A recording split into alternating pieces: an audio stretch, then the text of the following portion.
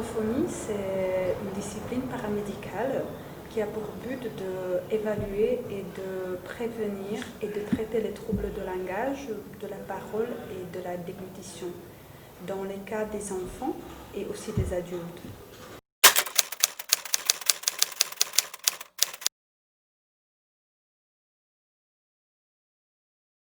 Donc, pour tout ce qui est les cas des enfants, d'habitude, je reçois des cas des enfants avec un retard de langage, qui ont 3 ans, 3 ans et demi, qui ne parlent toujours pas. Ça peut être les cas de la trisomie 21, les cas des fentes palatines, les cas de la surdité ou de malentendance, les cas de bégaiement. Ou bien, par après, ça peut être à l'âge scolaire, donc les enfants de 6 ans ou 7 ans qui ne réussissent pas à l'école. Donc, orthophonie, ce n'est pas seulement le langage oral, mais ça peut aussi être le langage écrit. Donc, tout ce qui est l'apprentissage à la lecture ou bien à l'écrit, tout ce qui est le calcul. Donc, tout ça aussi, ça fait partie de l'intervention orthophonique. Ça, c'est les cas des enfants. Et puis pour les cas des adultes, très souvent, ce que je traite, ce sont les troubles de langage qui suivent un AVC ou bien un traumatisme crânien. Là où le langage oral ou écrit, ça peut être compréhension ou bien expression. Donc comment je m'exprime et combien je comprends ce que les autres me disent. Là, très souvent, des patients peuvent avoir donc, des séquelles d'AVC dans ces domaines-ci.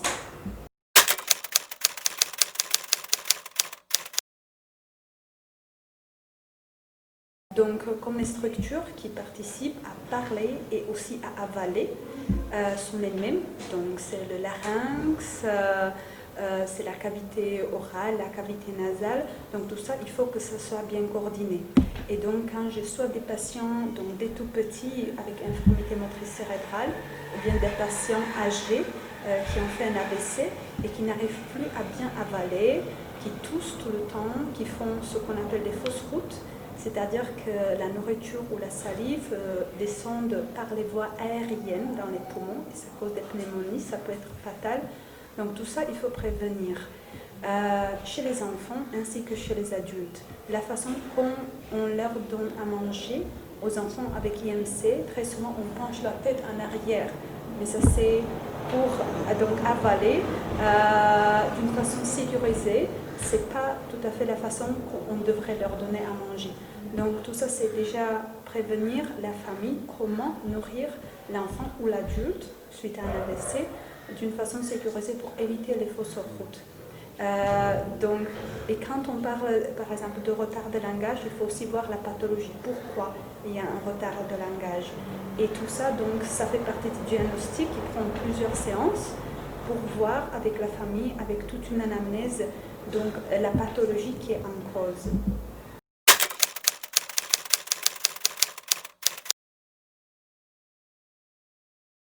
Donc pour découvrir la cause, il faut aussi une approche multidisciplinaire, c'est-à-dire voir si l'enfant entend bien, s'il n'y a pas un retard mental aussi. Ça c'est en coopération avec un psychologue. Il suffit, donc ça dépend des expériences cliniques, mais pour moi 3-4 séances, je peux déjà dire avec les tests que je peux faire chez les enfants la pathologie qui est en cause. Ça peut être un trouble de langage spécifique, ce qu'on appelle dysphasie. Donc même si c'est un enfant burundais qui évolue dans un milieu burundais, il n'acquiert pas facilement le vocabulaire, même s'il a des capacités intellectuelles. Et quand il parle un peu comme un étranger. Ou bien ça peut être autisme, c'est pas seulement un trouble de langage, mais aussi un trouble de communication. Donc ce sont les enfants qui n'entrent pas en relation. Et là, tout de suite, on voit un enfant qui ne s'intéresse pas aux autres, qui veut s'isoler, qui a des mouvements répétitifs avec les mains, qui aime tourner des choses ou se tourner, ou qui ne vous obéit pas, même s'il entend. Donc, il peut réagir quand on ferme la porte, mais il ne peut pas réagir quand on l'appelle. Donc il faut bien distinguer la pathologie, pourquoi l'enfant ne parle pas, puis pour appliquer une bonne thérapie. Il y a des cas légers, des cas moyens, des cas sévères. Des cas légers, ça peut être les cas des troubles d'articulation. Vous voyez les acteurs Par exemple, ou les gens qui travaillent à la télévision, ils ont besoin de bien articuler. Donc déjà, on voit chez les enfants, quand ils zuzotent, donc quand ils disent à la place de soleil, ils disent choleil, ou bien soleil, ils mettent la langue entre les dents. Tout ça, ça fait partie d'intervention orthophonique. Comme moi, je connais bien, un orthophoniste connaît bien comment on devrait prononcer chaque son. Donc je peux corriger avec des exercices successifs donc ce trouble d'articulation. Après, pour tout ce qui est les cas moyens, ce sont les troubles d'apprentissage à l'école ou un retard de langage simple. Et là, les cas sévères, on sait que c'est vraiment quelque chose qui change tout le quotidien de l'enfant, de l'adulte et de son entourage. Ce sont les cas d'AVC, donc ce qu'on appelle aphasie, la perte de langage totale, où la personne se retrouve sans pouvoir parler, sans pouvoir comprendre, sans pouvoir communiquer. Et chez les enfants, c'est autisme, où vraiment ça influence toute la famille, tout son entourage, il commence à être marginalisé. Et donc, il faut travailler en tant qu'équipe pour pouvoir soutenir les familles et pour pouvoir aider de trouver un moyen de communication augmentatif, donc c'est-à-dire pas seulement la parole, mais quand la personne ne peut plus comprendre ou l'enfant ne peut pas comprendre, il faut utiliser les gestes. Je ne parle pas de la langue des signes, je parle et je soulève les mots-clés avec les gestes. Par exemple, viens, on va manger. Donc pour faciliter à la personne ou à l'enfant ce que je dis pour qu'il puisse facilement comprendre et pour qu'il puisse aussi s'exprimer. Ou bien il peut s'exprimer avec les images. Donc avec les images, soit avec les photographies, je demande qu'est-ce que tu vois. Je sais que l'enfant ne peut pas répondre, mais il peut choisir parmi deux images ce qu'il voit. Et déjà, ça lui permet d'être content de soi-même. J'ai réussi, j'ai répondu à une question, j'ai compris. Voilà, ça peut être les photographies, ça peut aussi être les images un peu simplifiées, ce qu'on appelle les pictogrammes. Donc les pictogrammes, je peux les montrer comme ça. Donc, il y a des enfants qui peuvent communiquer à travers les pictogrammes. Donc, par exemple, je demande ce que tu entends, et puis l'enfant va répondre j'entends, et puis ici, il va répondre j'entends par exemple un train. Voilà, ou bien je demande ce que tu vois, et il répond je vois un téléphone. Donc, c'est pas pour remplacer le langage, mais c'est pour faciliter à l'enfant ou bien à l'adulte de s'exprimer, parce que ça fait l'humanité. Si on ne peut pas s'exprimer, on n'est plus humain.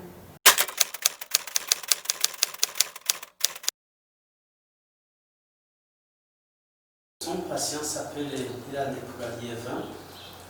Depuis le mois de juin, il est venu ici dans le service de kinésithérapie parce qu'il était hospitalisé à l'hôpital militaire à Amélie. Et le pédiatre a vu que la poliomyélite l'a attaqué à l'âge de 10 ans. Très compliqué, il a passé même des temps en réanimation, mais le pédiatre après a constaté qu'il est aussi dans l'impossibilité de payer les frais dans le secteur privé, comme il venait à l'intérieur du pays. Ce pédiatre, Uvarabine Félicier, il a transporté lui-même pour l'amener ici au centre. On l'a accueilli et puis on a commencé la rééducation. Il ne parvient pas à se mettre debout, ni aussi parler, rien. En plus, il y avait des sondes nasales en fait, qu'il est aussi à manger pour le nourrir et tout. Il ne bouge pas, il était en fait dans la phase qu'on parle spastique, où il ne parvient pas à faire des mouvements. On l'a accueilli, on a commencé les séances de kinésithérapie depuis le mois de juin jusqu'au jour. Et aussi, on a vu que des problèmes de déglutition pour manger et aussi celui de sa vie à tout ça, on a vu qu'on est limité. C'est là qu'on a voulu travailler toujours en parfaite collaboration avec l'orthophoniste. Et maintenant, il parvient à manger. Il parvient à manger, il fait le vélo, vous avez vu là-bas. En fait, il est vraiment dans une évolution très agréable. Donc, la séance d'orthophonie, c'est tout un mélange de plusieurs choses. Donc avant tout, comme on a entendu, il faut travailler sur tout ce qui est motricité, donc de la zone buccale et faciale. Donc je vais te demander, c'est des mots. Dilana.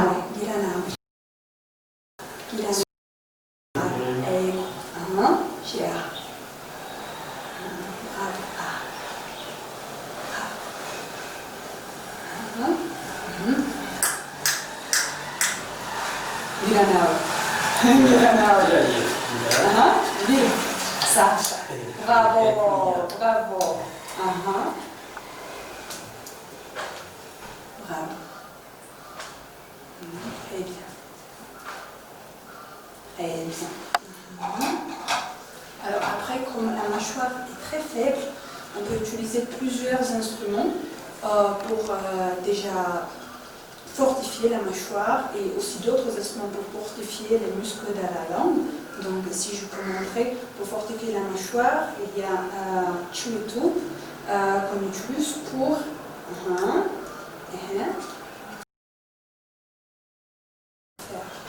très bien. Donc ici, toujours la mâchoire est très faible parce que les mouvements ne sont pas comme ça, mais ils sont comme ça. Donc avec la mâchoire qui tourne, donc il y a tout un travail encore à faire. Il faut toujours faire d'une façon symétrique. On travaille à gauche et à droite. Bravo, très bien, très bien. Donc après, pour stimuler la langue, on peut utiliser d'autres instruments aussi parce que la langue, on a vu, elle ne bouge pas dans toutes les directions. Donc c'est pas seulement pas suffisant pour pouvoir manger, mais aussi pour pouvoir parler. Donc pouvoir bien articuler, peu importe si un mot en français. Donc pour bien stimuler la langue, on peut utiliser des instruments. Alors, masser la langue. Shiraha. Pour aider, vous voyez. Voilà. Et bien, bravo. Bravo, il y a tout un travail. Shiraha. Très bien, très bien. Donc aussi, ce qui s'est beaucoup limité, c'était de la façon qu'on parlait avant. Donc déjà, il a pu évoluer quand même une mâchoire assez forte et les lèvres assez fortes pour pouvoir garder la bouche fermée et pour avaler même la salive. Donc après, il y a tout un travail aussi sur le vocabulaire parce qu'il a oublié pas mal de mots. Donc c'est un qui nous dit, mais il y a toujours quelqu'un qui interprète. Mais sinon, les exercices, ça reste plus ou moins la même chose. On peut utiliser les petites figurines avec les images. Je peux demander d'abord, toujours c'est la compréhension avant qu'il puisse parler. Donc c'est de me montrer. Il est où la girafe, il est où l'éléphant, il est où le veau. Donc par exemple,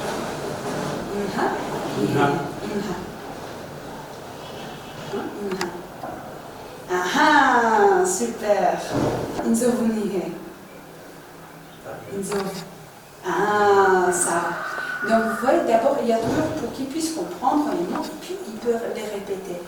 On peut utiliser pour la motricité fine aussi, comme c'est un enfant qui avait des troubles spastiques, qui en a toujours. Donc c'est de travailler la perception visuelle, donc voir où les formes appartiennent, donc nommer les formes aussi, et voir et savoir les bien mettre dedans. Donc c'est bien coordonner les doigts de la motricité fine. Voilà. Et là.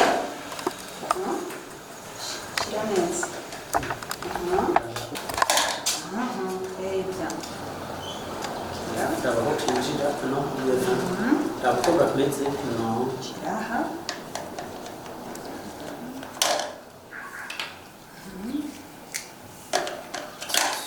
Non, ça passe.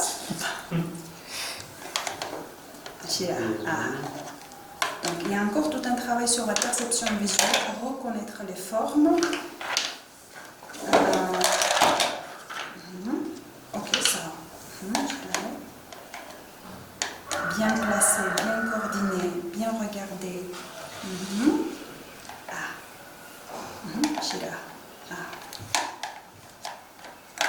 Très bien. Voilà.